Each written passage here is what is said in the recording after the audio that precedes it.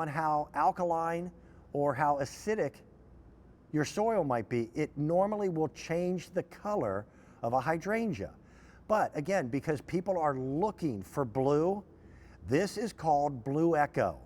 And you're getting a one piece, but it is a live plant.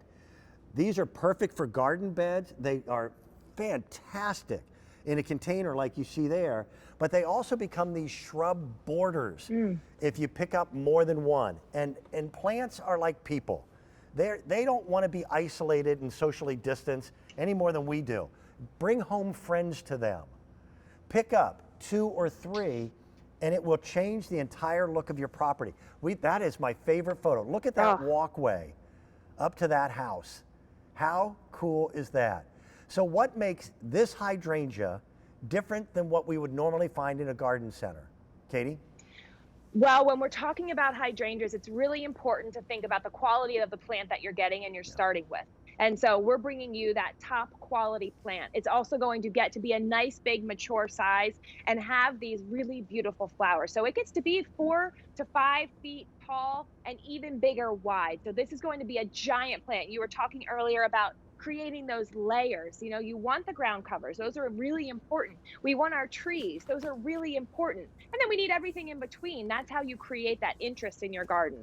But we also are talking about blue. You know, everybody the blue star that we just had, we want blue. People covet blue in the garden. And this hydrangea, I mean, that classic New England look, the Cape Cod look, you can have that in your garden. You just have to know the exact right conditions. Now, hydrangeas don't love a hot afternoon sun. Yep. So that's an important thing about knowing where to plant them. A lot of people say, my hydrangea didn't bloom this year.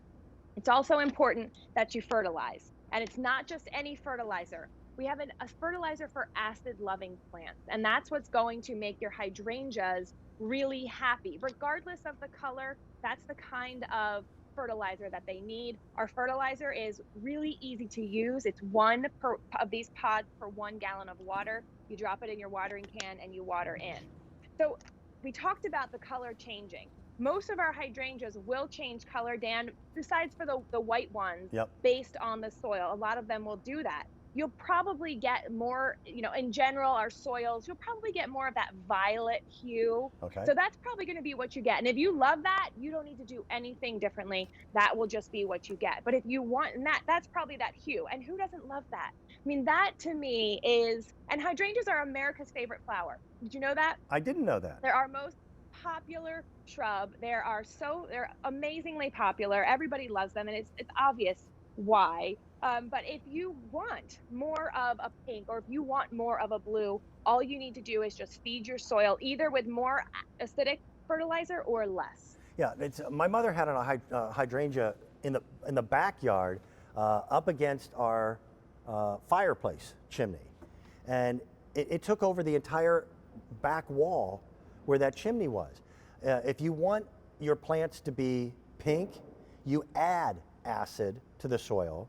If you want more blue, you add more alkaline. And it was really interesting. Who wants to wear the same color every single day of your life? You can actually morph the color of these flowers by how you treat the soil.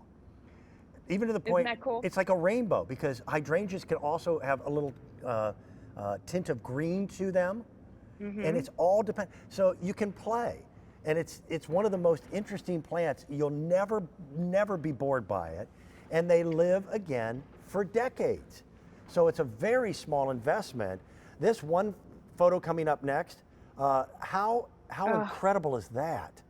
That is incredible. And, you know, to manage people's expectations, from your plant home to that wall of flowers could be 5 years. But if you are expecting to live in your home for decades, that's the kind of investment that you make in your landscape. You have to plant it. And when we plant our plants smaller, the research shows that they have a better chance of surviving. You know, that doesn't take them as long to get established. It's easier to water them, to fertilize them. So if you're a beginner gardener and you want hydrangeas, I know you want it to look like this right now, but it's actually going to be better for you. You'll have more success when you start with a little bit smaller of a plant. It will grow, it will catch up, it will produce flowers this year. The plant that we have for you will absolutely produce flowers this year. It will more than triple in size.